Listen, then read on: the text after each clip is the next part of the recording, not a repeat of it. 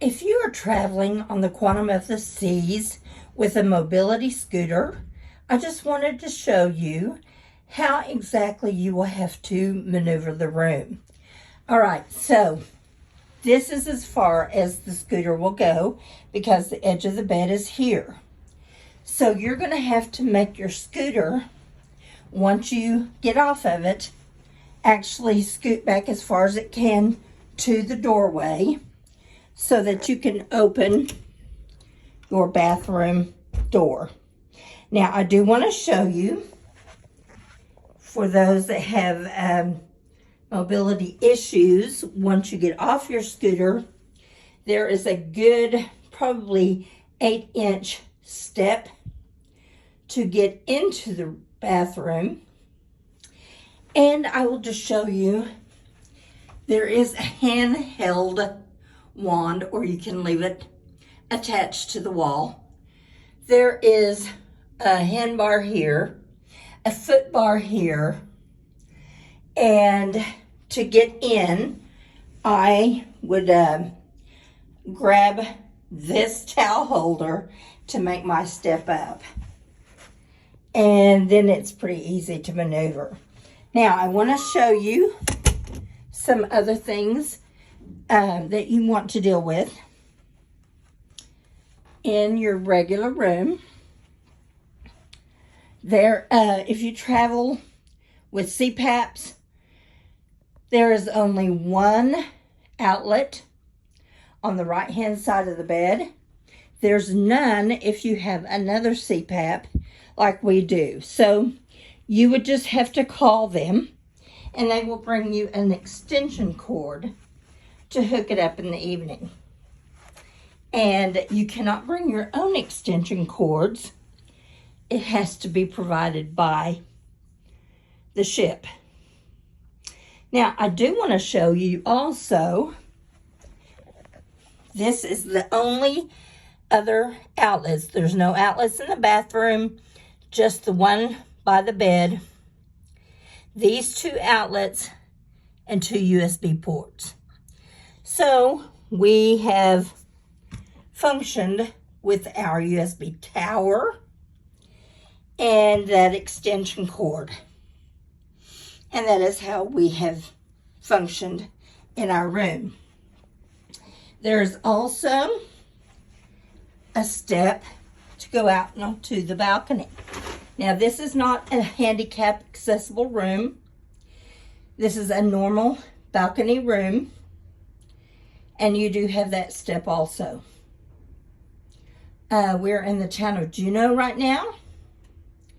So that is what you're going to have to do if you have mobility issues in a normal balcony room, stateroom. We do have plenty of storage in this room, plenty of drawers. There is a refrigerator in that bottom. There's also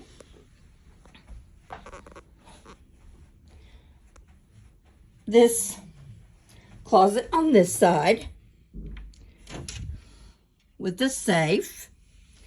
And then there's two drawers below also. There's another one on that side with two drawers.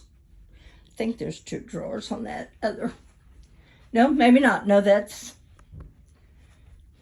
is, let's look. It's not my side of the room, so let's see what's in this.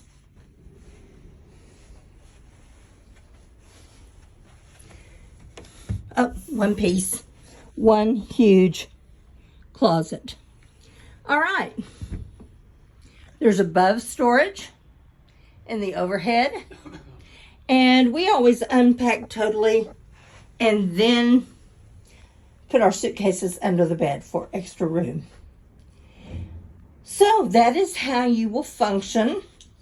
When someone comes to your door, you're just going to have to move your scooter up and then get into the door. But then you can't get into the bathroom.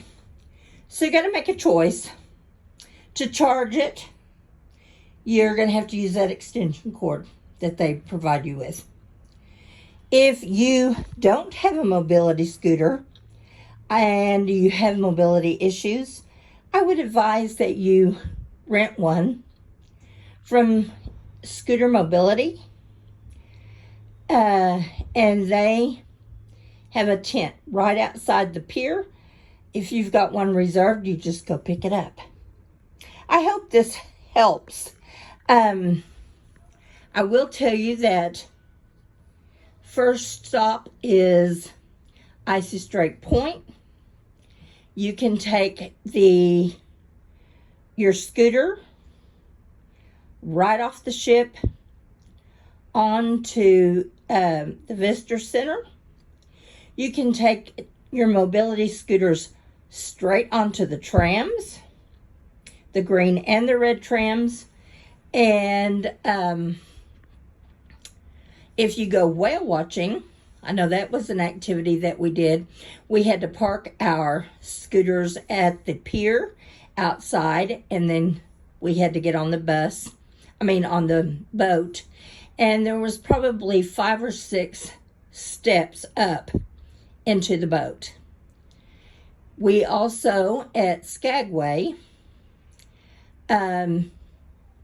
we took the train that met us at the pier.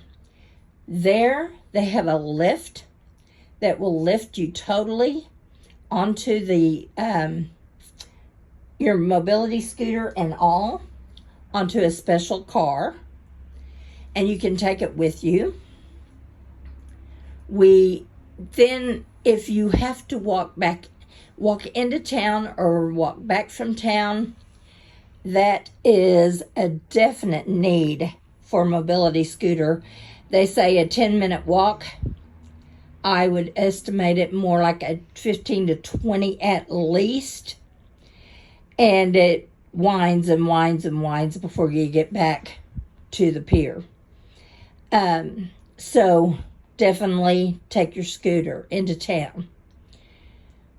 Also, in Juneau, where we are now, it was very easy to get off the pier and to go right across the street into town. I'll take you over there again and show you the balcony, and you can get your bearings to see where Juneau is. Now, I can tell you that Mendenhall Glacier does not accommodate scooters whatsoever. And so, but in town, it's perfect. So, just a few tips if you have mobility scooters and are wondering about how to get around on your Alaskan cruise.